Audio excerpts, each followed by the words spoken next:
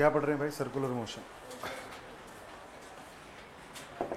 देखो, circular motion समझने से पहले एक फोर्स की रिक्वायरमेंट अपने को समझने की, जिस फोर्स का नाम क्या है सर? सेंट्रीपिटल फोर्स, है ना। नेचर में कोई भी चीज़ घूमती है, उसको घुमाने के लिए जो रिस्पॉन्सिबल फोर्स होता है ना, वो सेंट्रीपिटल फोर्स होता है। जैसे कोई भी चीज़, मान लो क्या, अर्थ किसके अराउंड घूम रही है भाई? किसके? सन के अराउंड। तो वो जो फोर्स होगा वो कौन सा होगा भाई? सेंट्रीपिटल। वहां पर भी एक फोर्स ऐसा रिक्वायर होगा जिसे सेंट्रीपिटल फोर्स बोलेंगे अपन, ठीक है ना। तो कोई भी बॉडी किसी भी चीज के अराउंड घूमे तो उसको वो जो फोर्स रिक्वायर होता है साहब, उसके सेंट्रीपिटल फोर्स बोलते हैं। डायरेक्शन ऑफ सेंट्रीपिटल फोर्स क्या होती है? हमेशा सेंटर की तरफ लिखो। The force for the rotation motion, the force require for the circular motion, the force require for the circular motion is known as centripetal force। अब इसका वैल्यू क्या है सर? डायरेक्शन तो समझ में आया। अब एक चीज समझो, जो फोर्स होता है ना, जो सेंटर की तरफ लगेगा, मान लो हमारे पास किसी भी रिस्पेक्टेड सिस्टम के अंदर कोई भी ऑब्जेक्ट्स दे रखे हो, कुछ भी दे रखा हो, वहां पर जो सेंट्रीपिटल फोर्स है उसकी वैल्यू आप mv²/r से कैलकुलेट करेंगे। किससे कैलकुलेट करेंगे? mv²/r से। वेर v क्या है? v is the velocity of object, जो भी ऑब्जेक्ट अराउंड में घूम रहा है। v क्या है sir? v is the tangential velocity, tangential velocity of object. समझना ध्यान से, ठीक है ना। v क्या होती है सर? टेंजेंशियल वेलोसिटी होती है। सिचुएशन बना के समझते हैं थोड़ा सा। जैसे मान लो हमें क्या क्या कंडीशन दे रखे, थोड़ा ध्यान से समझना। मान लो हमें क्या दे रखा है सर? एक बॉब दे रखा है जो कि इस तरीके से एक मोशन कर रहा है। इसकी लेंथ l है और इसने सेंटर के साथ, इसके सेंटर के साथ एंगल थीटा बनाया। इसकी लेंथ क्या है साहब? l है। ध्यान से समझना बहुत। तो इसमें फोर्सेस क्या क्या लग रहे होंगे उसको समझो। फोर्सेस क्या क्या लग रहे होंगे? इधर एक नीचे mg लग रहा होगा, इधर क्या लग रहा होगा सर? टेंशन, है ना। अब इस टेंशन को कंपोनेंट में तोड़ देते, थोड़ा सा देखना ध्यान से। मान लो ये एंगल थीटा, ये थीटा है तो ये भी थीटा होगा ना। तो इस तरफ क्या लगेगा? t cos थीटा, और सेंटर की तरफ क्या लगेगा? t sin theta. अब ये ना तो ब्लॉक ऊपर जा रहा ना नीचे जा रहा, यानी नीचे ऊपर के फोर्स बराबर होंगे। तो एक इक्वेशन ये लिख सकता हूं ना मैं, t cos थीटा बराबर mg लिख सकता हूं, है ना। और दूसरी चीज क्या लिख सकता हूं सर? जो सेंटर की तरफ लगने वाला t sin थीटा बराबर mv², दोनों को भाग लगा देते हैं, t निपट जाएगा। यहां से देखो tan थीटा का वैल्यू क्या आ रहा है? v²/rg। tan थीटा का वैल्यू क्या निकल के आ रहा है? v²/rg। यानी हमें उन फोर्सेस पर ध्यान देना है जो फोर्सेस कहां किसकी तरफ लग रहे हो सर? सेंटर की तरफ। सेंटर की तरफ लगने वाले फोर्स को देखो, उसको mv²/r के बराबर रखो और सारा मैथमेटिक्स वहां से आसानी से हो जाता है, ठीक है ना। कौन सा फोर्स चाहिए सर? कौन सा फोर्स चाहिए? Centripetal force. देखो, तो सेंट्रीपिटल फोर्स एक ऐसा फोर्स होगा जिसके कोरेस्पोंडेंस हम क्या कुछ भी सर्कुलर मोशन का एनालिसिस कर सकते हैं। फॉर एग्जांपल देखो, कुछ और क्वेश्चन से समझेंगे। तो नेट फोर्स सेंटर की तरफ will be equals to mv²/r। यहां से इतनी बात अपने को समझ में आनी चाहिए, ठीक है। यस और नो? ये तो काफी इजी चीज है ना। सेंट्रीपिटल फोर्स को देखते जाओ, मैथमेटिक्स करते जाओ। हाँ, take it. Net force will be equal to centre की तरफ mv²/r के बराबर रखो, वहां से मैथमेटिक्स करो, आपको आसानी से आंसर मिल जाएंगे, ठीक है। सही बात है बेटे। अच्छा, तो भैया ये जो फोर्स आपने बताया, इसको आपने सेंट्रीपिटल फोर्स कहा। अगर मैं इस सेंट्रीपिटल फोर्स को मास से भाग लगा दूं तो क्या हमें v²/r मिलेगा? ये v²/r क्या होगा सर? ये सेंट्रीपिटल एक्सेलरेशन होगी। क्या होगी सर? सेंट्रीपिटल एक्सेलरेशन होगी सर, है ना। ये कौन सी एक्सेलरेशन होगी सर? Centripetal acceleration. तो ये सेंट्रीपिटल एक्सेलरेशन क्या काम आती है, क्यों आती है, सभी सारी चीजें आप धीरे धीरे समझेंगे। लेकिन हमें समझ में आना चाहिए कि नेट फोर्स कैलकुलेट करने के लिए आपको ये कंडीशन याद रहे, ठीक है। आई बात समझ में? कर दो साहब। चलो अगली चीज समझाते हैं, एक क्वेश्चन और ट्राई करेंगे, ध्यान से समझना।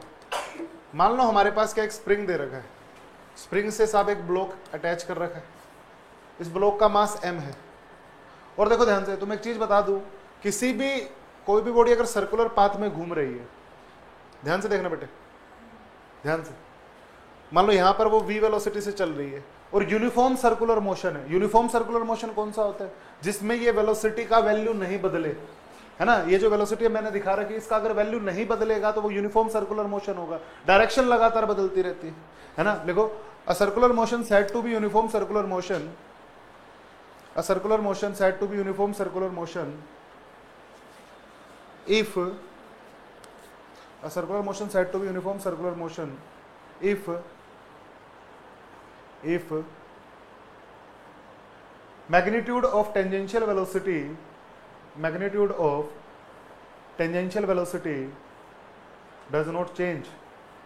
देखो भैया मैंने क्या कहा, मैग्नीट्यूड ना बदले ना। बेटा ध्यान से देखो, डायरेक्शन तो हर मूवमेंट पे बदल रही है। थोड़े समय बाद वेलोसिटी की ये डायरेक्शन होगी, कुछ समय बाद वेलोसिटी की क्या डायरेक्शन होगी, समय के साथ साथ डायरेक्शन और वेलोसिटी चेंज होती जा रही है ना। और कुछ टाइम बाद मान लो वो यहां पहुंच जाएगा, कुछ टाइम बाद वो कहां पहुंच जाएगा, तो इस केस में इसने थीटा ट्रेस किया होगा। मान लो टी टाइम बाद वो यहां, टी टाइम बाद वो इस लोकेशन से कहां पहुंच गया भैया, इस लोकेशन पर पहुंच गया। तो ध्यान से देखना बेटे, जो थीटा को अगर आप टाइम से भाग लगाओगे ना, तो ये आपको क्या देगा, ओमेगा देगा। इसे बोलते हैं सर एंगुलर वेलोसिटी। इसे क्या बोलते हैं, एंगुलर वेलोसिटी। यानी किसी भी सर्कुलर मोशन के अंदर एक सेकंड में कितना थीटा ट्रेवल किया गया है, उस डाटा को क्या बोला जाता है सर, एंगुलर वेलोसिटी बोला जाता है। उसे क्या बोला जाता है। अच्छा भैया आप कहना क्या चाहते हो, अगर मान लो वो कोई थीटा एंगल ट्रेस करता है, अगर मैं उसको टी से भाग लगा दूं तो मेरे पास एंगुलर वेलोसिटी आएगी। वो वाली एंगुलर वेलोसिटी एवरेज कहलाती है बेटे। किसी इंस्टेंट की बात करें तो इंस्टेंटेनियस एंगुलर वेलोसिटी होती है। तो what is angular velocity, angular velocity is the instantaneous what, instantaneous velocity, sorry angular velocity is the theta पर सेकंड। ठीक है ना, कितना थीटा पर सेकंड उसने ट्रेवल किया, उसे क्या बोलते हैं अपन, एंगुलर। अब थोड़ा ध्यान से देखना बेटे, omega going to be theta over theta into T, और थोड़ा क्लियरिटी के लिए omega going to be D theta by D T, है ना। और किस किस को पता है, थीटा को मैं आर्क अपॉन रेडियस लिख सकता हूं, रेडियस तो कांस्टेंट रहेगी। तो क्या अब यहां से क्या समझ में आया, देखो omega into R going to be D arc over D T.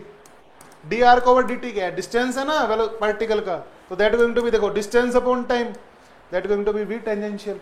तो अगर कोई पार्टिकल ओमेगा से घूम रहा है तो उसकी जो टेंजेंशियल वेलोसिटी होगी ना, वो ओमेगा इंटू रेडियस होगी। उसकी टेंजेंशियल वेलोसिटी क्या होगी। तो बेटे हमें अगर ओमेगा गिवन है तो हम टेंजेंशियल वेलोसिटी निकाल सकते हैं। ओमेगा को सिर्फ मल्टीप्लाई करना है किससे, रेडियस से।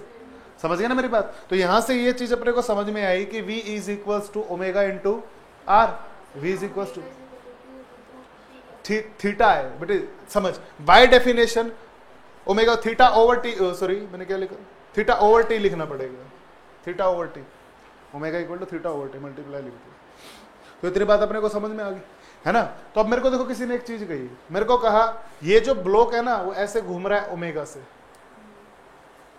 कैसे घूम रहा है, ओमेगा से ऐसे ऐसे घूम रहा है तो ये खींचेगा, बेसिक सी बात है ना। अरे हाँ ना बोलो। तो इसमें फोर्स क्या लगेगा, सोचो।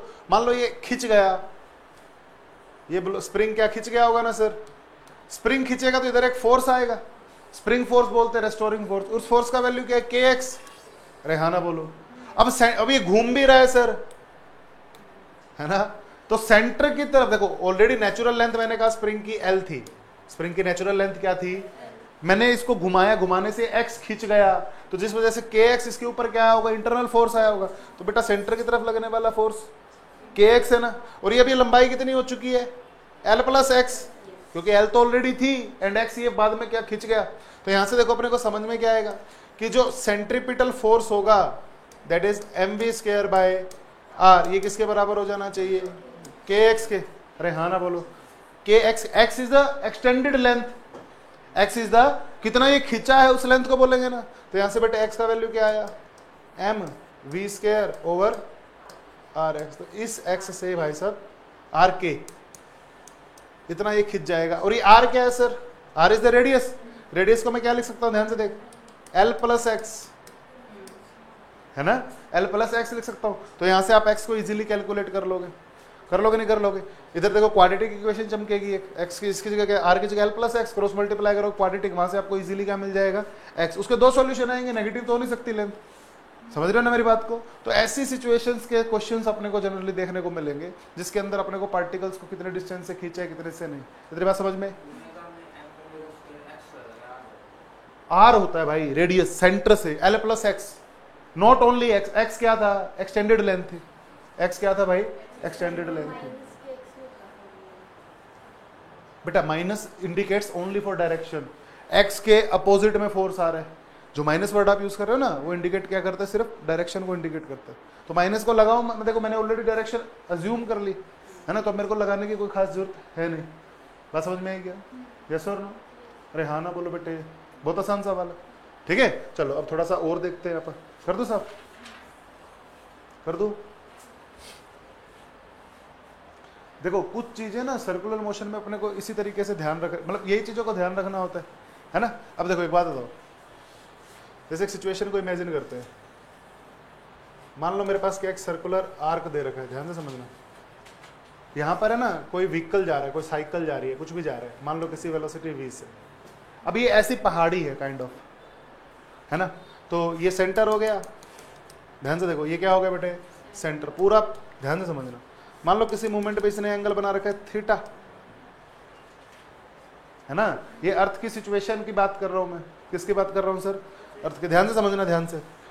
व्हीकल चलना शुरू हुआ विद सम वेलोसिटी v, है ना, और ऐसे कर्व पे चल रहा है, ऐसे कर्व पे चल रहा है, ठीक है ना। अभी समझना ध्यान से, यहां पर एक नॉर्मल फोर्स लगेगा, यहां पर क्या लग रहा होगा सर, एक नॉर्मल फोर्स लग रहा होगा, किसी भी सर्कुलर ट्रैक की बात कर रहा हूं, है ना, किसी भी सर्कुलर। नीचे उसका mg लग रहा होगा, नीचे उसका क्या लग रहा होगा सर। अब सेंटर तो ये है ना सर, ये एंगल थीटा, तो ये एंगल भी क्या होगा, तो इधर जो लगने वाला फोर्स होगा, देखो कंपोनेंट में तोड़ता हूं, ध्यान से समझना, इधर क्या लग रहा होगा,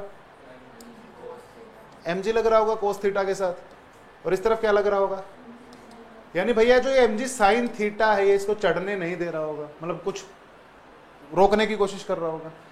और सेंटर की तरफ लगने वाला फोर्स कौन सा है Deepanshi, mg sine theta cos theta, और ऊपर में तो net force toward centre going to be mg sine theta, sorry mg cos theta minus normal. सही बात है। और ये किसकी तरह बिहेव कर रहा होगा, सेंट्रीपिटल की तरह, क्योंकि सेंटर की तरफ लगने वाला फोर्स क्या होता है सर, तो यहां से नॉर्मल का वैल्यू देखो क्या आ रहा है, mg कोस थीटा माइनस,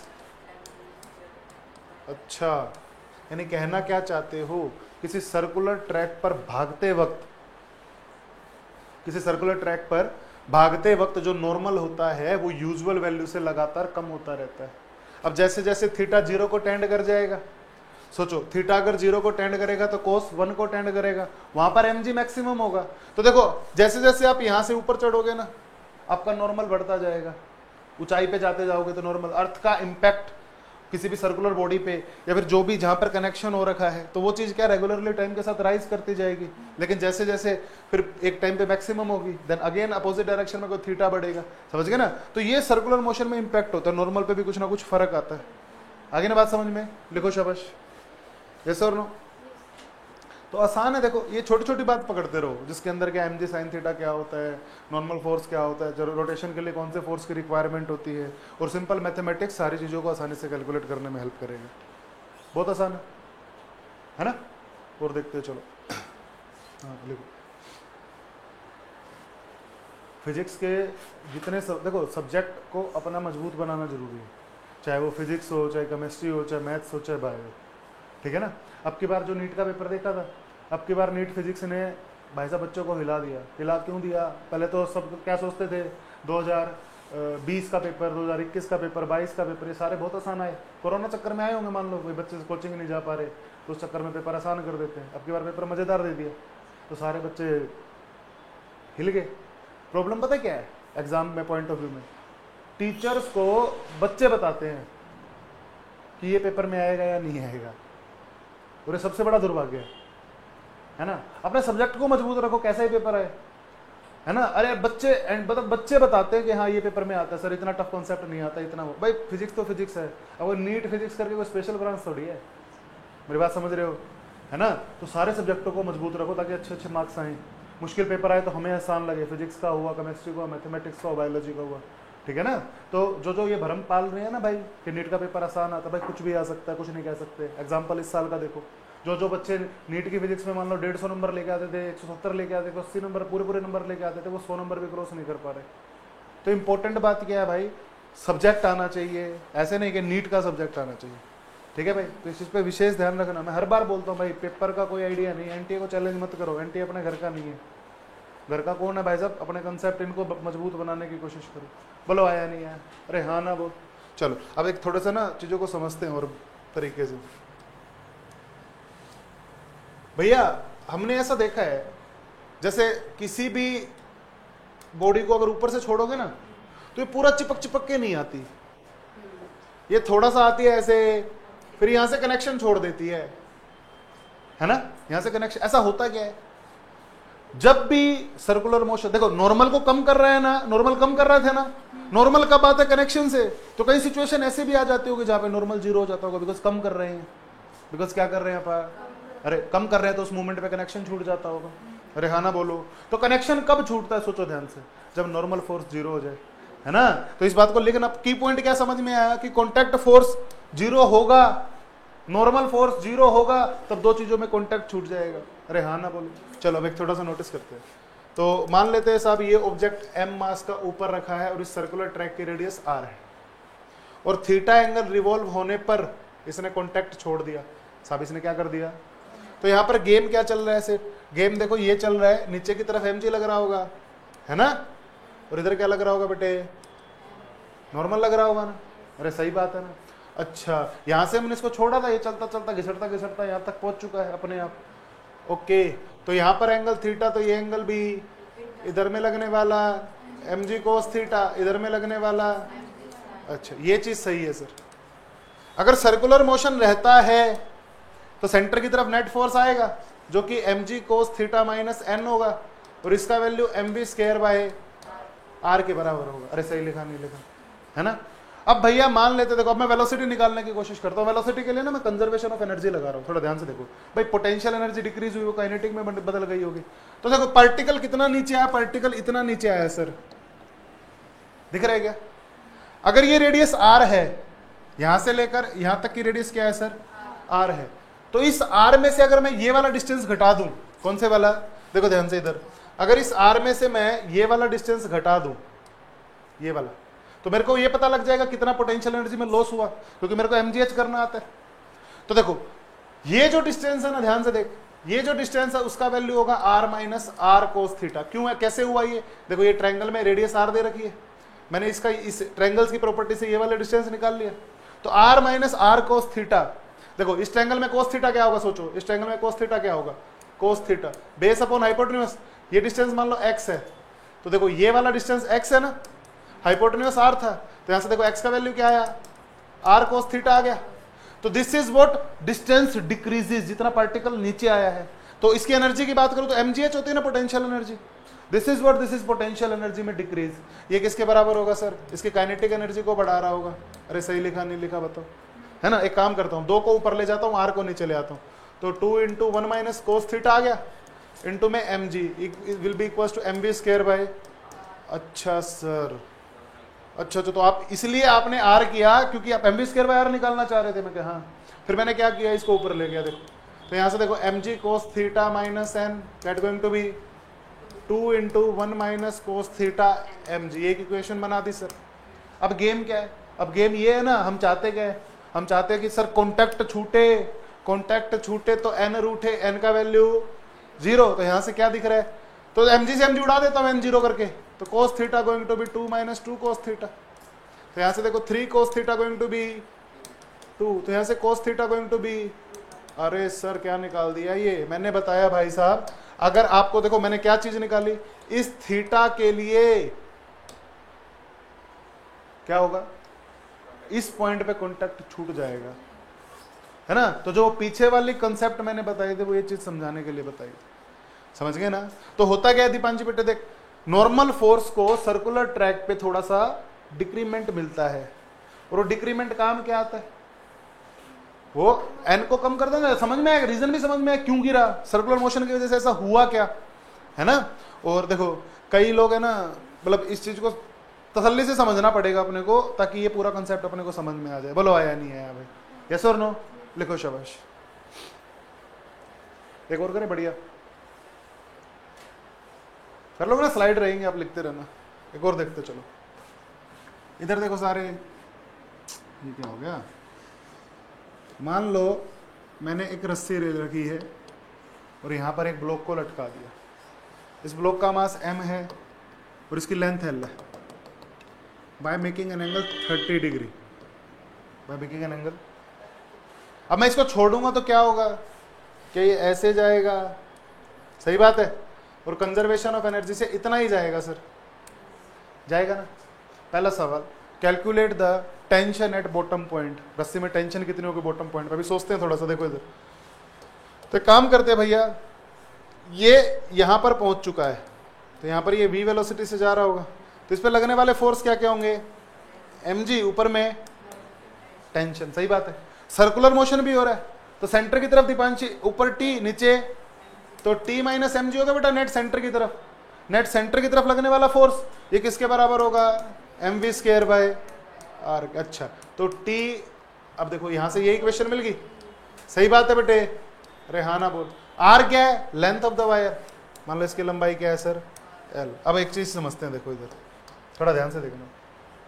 अब भैया इसके पास वेलोसिटी कहां से आई होगी, फिर से कंजर्वेशन ऑफ एनर्जी ने कहा, ये इतना नीचे आया है ना बॉटम पॉइंट पे आने के लिए, नीचे आया, तो इसका मतलब क्या, इसकी पोटेंशियल कम हुई, वो सारी किस में कन्वर्ट हुई होगी, काइनेटिक में। तो कितना कन्वर्ट हुआ, देखो mg, लेंथ को l लिख दूं, पूरी लंबाई को l में से इसको घटा देते हैं, l cos 30, सही लिखा, यानी mg l 1 minus cos 30 that is √3 by, सही लिखा।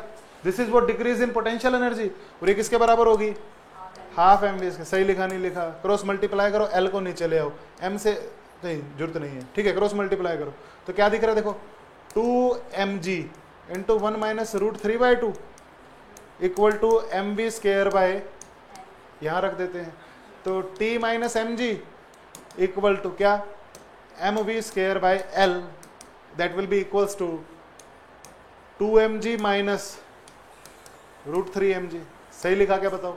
तो यहां से t का वैल्यू क्या निकल के आया, देखो 3mg माइनस √3mg, तो यहां से हम टेंशन भी कैलकुलेट कर सकते हैं, ठीक है ना। तो ऐसे ऐसे सवाल जिसमें सेंट्रीपिटल का भी अपने को यूज करना है और उन बातों को विशेष रूप से ध्यान रखना, ठीक है ना। हो जाएगा नहीं हो जाएगा बताओ, बोलो सही लिखा नहीं लिखा, कर लोगे, बस यही करना बेटा।